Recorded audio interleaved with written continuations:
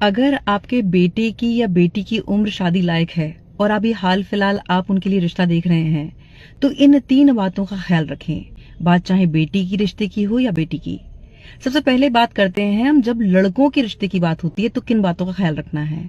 जैसे हम एक रिश्ता देखने गए लड़के के लिए, अब ये देखना है कि जब बेटी के हम पहुंचे तो उसके परिवार के सारे लोग वहां मौजूद हैं, जिसमें उसके चाचा ताऊ मामा सब लोग हैं। अब ये नोटिस करना है कि वहां जब कॉन्वर्सेशन स्टार्ट होती है तो आपसे सवाल सबसे ज्यादा कौन कर रहे हैं। अगर उस परिवार के मेल आपसे जवाब कर रहे हैं, सवाल कर रहे हैं, तो आप सही जगह पे हैं और इस बात का पेशेंसली जवाब दें, क्योंकि वो अपनी बेटी को एक जिम्मेदार हाथों में देना चाहते हैं, इसीलिए वो आश्वस्त हो रहे हैं कि आप उसके लिए राइट मैच है कि नहीं है। और दूसरा, जिस परिवार में मेल डोमिनेंस होता है तो वो साल 2 साल 5 साल में ही कभी वो अपना हस्तक्षेप रखेंगे जब कोई मौका होगा, अदरवाइज उन्हें एज सच कोई इंटरफेरेंस होता नहीं है। पर जिस परिवार में लड़की की बड़ी बहन, मौसी, ताई, मामी, बुआ, चाची या फिर उसकी माँ, उसके पिता के होते हुए, परिवार के और मेल्स के होते हुए अगर वो कांस्टेंट बोले जा रही है और आपको ऐसा फील हो रहा है कि जैसे आप कटघरे में हैं, सवाल पे सवाल आपके पास आ रहे हैं, तो ये एक रेड फ्लैग है कि वहां आप रिश्ते की सोचे भी नहीं, चाहे लड़की कितनी भी गुणवान है। क्योंकि आप ये समझ लें कि आप वहां बिजनेस के लिए जाएंगे या आप जॉब के लिए जाएंगे और पीछे से कॉल वहां सीधा पहुंचेगा और रिमोट कंट्रोल हमेशा वहां से होगा। जो भी आपकी लाइफ ऑपरेट होगी वो वहां से होगी, कंट्रोल वहां से है। इसीलिए ऐसे परिवार में शादी बिल्कुल ना करें। और अगर आपके घर में लड़की के लिए रिश्ते वाले आ रहे हैं तो ये गलती करने से बचें। ऐसी किसी भी महिला को अपने परिवार में उस समय आने का आमंत्रण ना दें जिसके होने से बात खराब होती है। इस बात को समझें कि लोग सहजता सरलता को पसंद करते हैं। अब तो जो अगर मैं बिजनेस की भी बात करूं ना, तो बिजनेस में भी लोग मोल भाव करने वाले जो कस्टमर्स हैं, क्लाइंट्स हैं, उन्हें पसंद नहीं करते। उन्हें पसंद है कि क्वालिटी क्लाइंट्स हों और जो सरलता सहजता के साथ डील को डन करें। तो ये तो रिश्ते की बात है।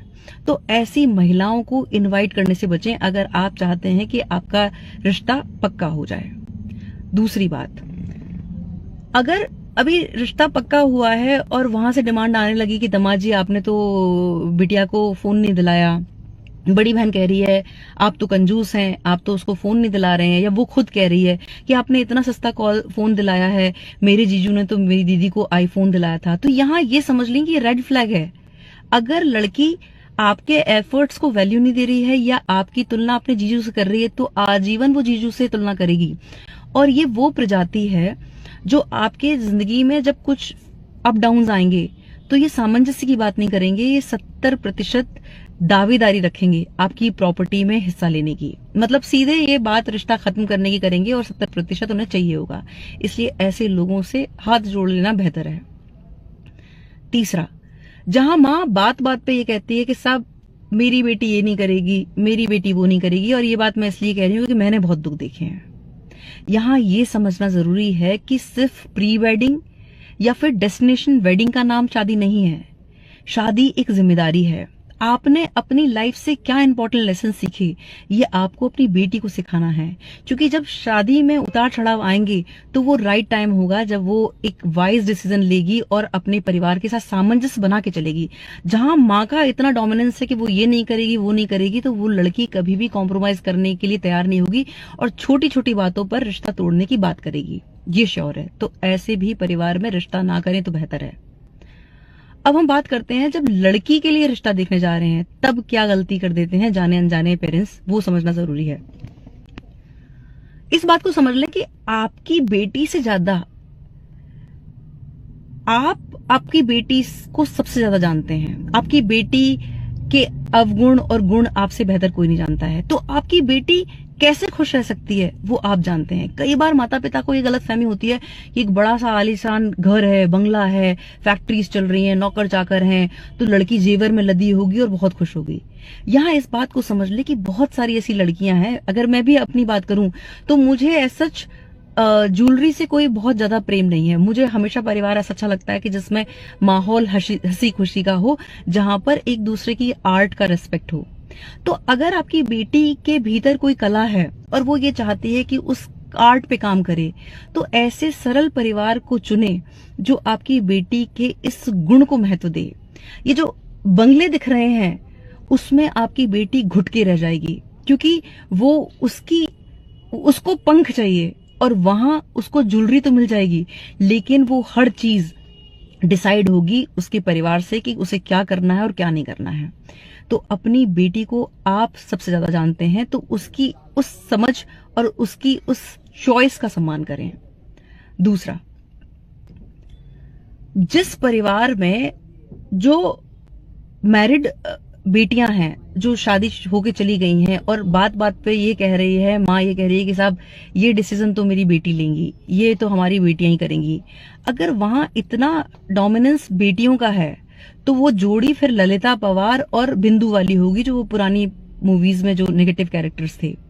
जिस परिवार में जो काम होने हैं, जो रिचुअल्स होने हैं, उसमें ताई की एडवाइस हो रही है, बुआ की एडवाइस हो रही है, चाचा की बात हो रही है, चाची की बात हो रही है, मतलब सामंजस्य की बात हो रही है, जहां संयुक्त परिवार की बात हो रही है, उनकी राय ली जा रही है, वो परिवार हमेशा जुड़ के रहेगा। लेकिन जहां सिर्फ डोमिनेंस बेटियों का है, वो परिवार में काफी चांसेस हैं कि वहां बात टूटेगी।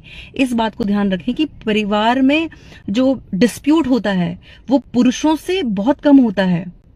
जो डिस्प्यूट होता है उसकी मूल जड़ होता है परिवार की महिलाएं। तो जब परिवार की महिलाओं के हिसाब से चीजें चलती हैं तो वहां ये रेड फ्लैग है, तो वहां भी रिश्ता करने से बचें।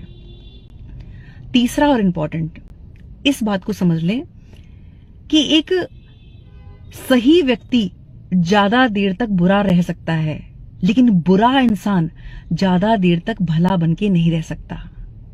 इसलिए बहुत सारे लोग होते हैं जो शुगर कोटिंग में कहते हैं कि साहब हमारा तो कुछ नहीं है, भगवान का दिया सब कुछ है, बेटे की सरकारी नौकरी, बाप की सरकारी नौकरी, बंगला है, सब है, हमें तो चाहते हैं कि हम लड़की दो जोड़ी कपड़े में आ जाए।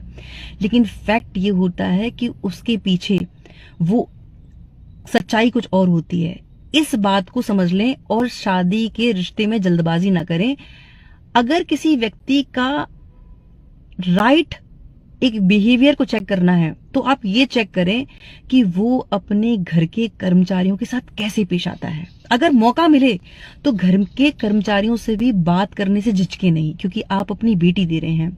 ये समझ लें कि जो ट्रीटमेंट आपके उनके घर के कर्मचारियों को मिल रहा है, देर सवेर वही आपकी बेटी को भी मिलेगा, क्योंकि वो बड़े घर के हैं और आप जो बेटी दे रहे हैं वो मिडिल परिवार से दे रहे हैं, तो वो वैसे ही स्लेव की तरह ट्रीट करेंगे। इस बात का ध्यान रखें। जब हम इस बात का ध्यान रखेंगे और इन चीजों को फॉलो करेंगे, तब चांसेस हैं कि दाम्पत्य जीवन खुशहाल और आनंदित हो। बहुत बहुत आभार। नमस्कार।